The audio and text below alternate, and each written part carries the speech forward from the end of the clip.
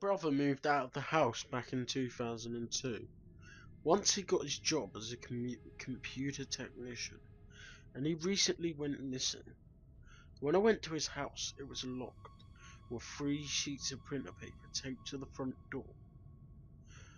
While coming home from work one day, I noticed someone had left their damaged, plain grey laptop laying in the middle of my driveway. I got out of my car to examine it more closely. The LCD definitely showed signs of user-related damage. There was a large hole on the left side of the screen that appeared to fit a standard Phillips head screwdriver perfectly. There was a webcam above the display, and it was also destroyed with what looked like the same screwdriver. Other than those, everything else on the computer showed minor signs of wear. Almost all of the keys were faded, but not to the extent that the laptop could be considered unusable. I looked at the back of the display to find what brand it was, but I couldn't find anything. I looked at the entire laptop shelf, but there was no text or logo stating which brand it was. In fact, there was no warranty sticker, no proof of license sticker at the bottom, no text whatsoever. What was even more odd was the fact that the only ports on the laptop were the VGA port for connecting an external display and a USB port. How long could this laptop possibly run without a charging port to recharge the battery? It must have been a very low-end laptop where you removed the battery pack and put it into its own charging dock. Why did it have a webcam though? Curious as to what was on the laptop, I ran inside to my basement where my old desktop was currently being used. The reason it was there was because I forgot to bring that behemoth to the local SAR camp to recycle it. I would have been using it as my regular computer, but it takes 5 or 6 hours to fully boot, because the system always goes through recovery mode every time you start it, and the processor is way too slow to recover anything on the 500 GB hard drive I'd installed on it. 120 MHz Pentium processor doesn't get you far. I removed the old LG CRT monitor from the desktop and plugged it into the laptop. I went to push the power button when I stopped. There's no way this is going to work. The battery has to be dead now. I rummaged around the battery to find my battery voltage tester and immediately withdrew the battery from the laptop and checked the voltage. Lo and behold, it had no charge. Wow, I thought, might as well just leave it and take everything to Sarkan tomorrow morning. With that, I unplugged the display from the laptop, put it back into the desktop, and simply left everything downstairs. After leaving the basement, I went to go watch TV for about 3 hours or so before going to bed. I was suddenly awakened from my deep slumber by the sound of the Windows 2000 startup jingle and fell out of my bed. It was so deafeningly loud, I swore somebody was holding a pair of speakers right next to my ears. I stood up in a groggy daze, and it took a couple minutes to figure out what the sound was. The desktop! I must have accidentally hit the power switch while trying to switch monitors. I headed to the basement, but froze in the middle of my steps.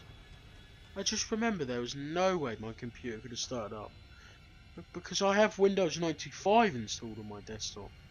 I was so reluctant to go down the steps after that. But my common sense started kicking in, and I thought it must have been my OS's getting mixed up. When I walked down, I was shocked to see that my desktop wasn't on. In fact, I remembered it wasn't even plugged in. I had to make sure of it though. I checked behind the desktop. Everything was plugged in except for the power. There was absolutely no chance of that laptop charging on. It was impossible. I removed the battery from the laptop again and rechecked the voltage. This time, I couldn't get a direct number. The voltage tester was just going insane.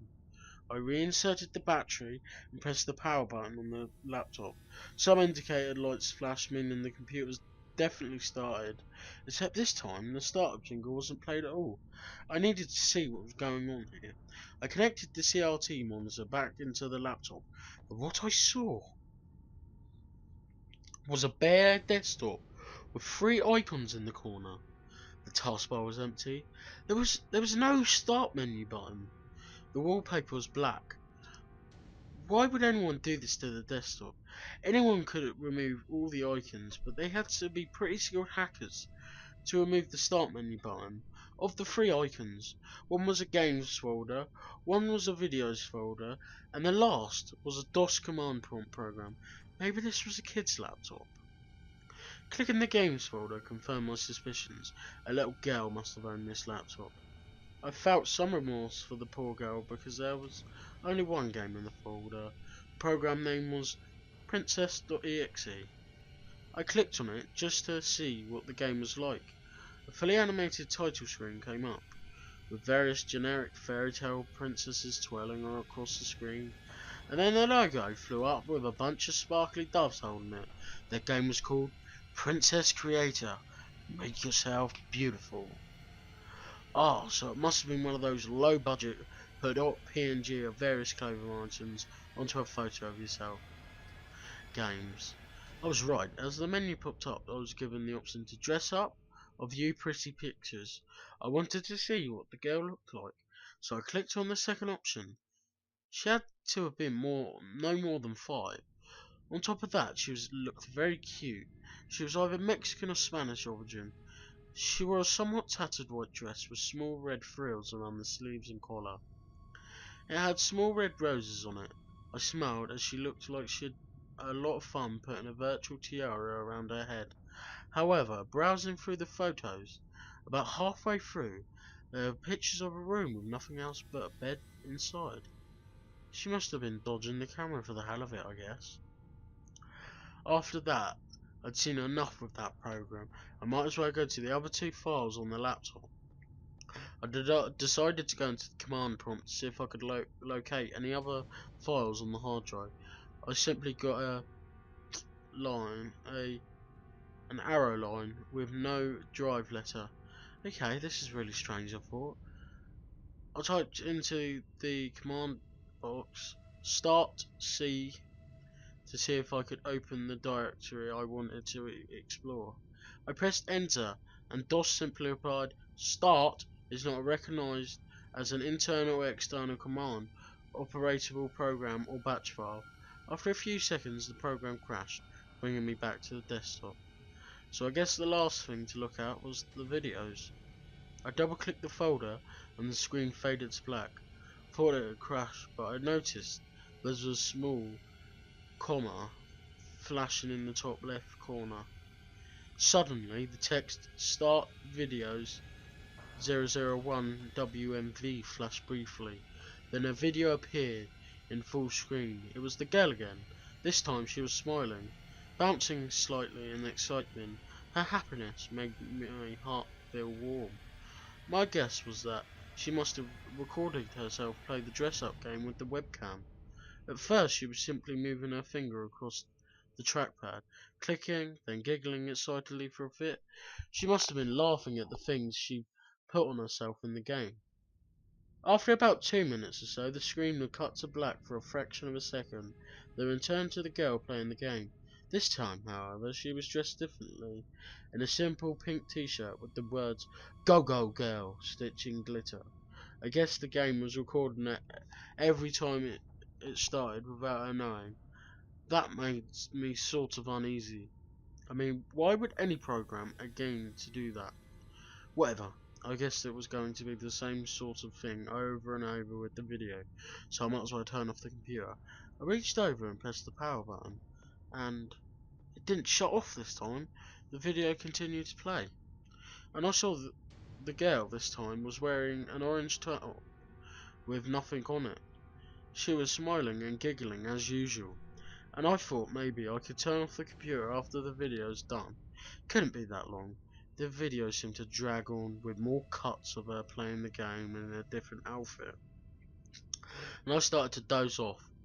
However, after the next cut to the video, the girl was just staring at the camera with an expressionless look on her face, wondering what the hell was going on. I became interested in the video game. This one didn't make me smile. It made me extremely uneasy to watch her without her usual smiley face on. It was dark in the room, but there was one desk light on at the side. She was in some sort of nightwear. What was she going to do? She sat there for a minute with that blank expression. She wasn't thinking at all. I started to get really tense, as if something awful was about to happen. She bent over and picked up a handsaw from the left side of where she was sitting. She held it in front of her, slowly showing it to the camera. Then she placed the jagged blade on the side of her cheek. I cringed at what I was seeing. Slowly she began slicing into her cheek. Blood drizzled down her neck as she did it. Slowly the side of her teeth began to show about after 10 seconds. As the saw went lower on her face, more of her teeth began to show on the side. Blood covered almost the entire right side of her face. She eventually got to the bottom of her jawbone, and I saw a tiny piece of it come off too. Her cheek fell to the ground with a small thud, and she put the saw in her lap and continued to stare at the camera. Motionless, I couldn't take much more of this, and tore the battery out the laptop. But the video continued to play. Then the next cut began. The girl screamed in extreme pain. I almost fell out of my seat. It was so loud. She screamed and put her hands over her now absent cheek. She continued to scream in agony for about 10 seconds. Then a knocking was heard from the side. It was a woman, yelling in a language I couldn't understand. She was pounding the door, but not opening it. The girl must have locked it. I tried to unplug the monitor from the laptop, but it was stuck in. I didn't want to see what happened next. The screaming and the yelling continued up until the next cut. She was back in her emotionless state again, but her cheek was still missing. The woman at the door was pounding and yelling still. It must have been her mother.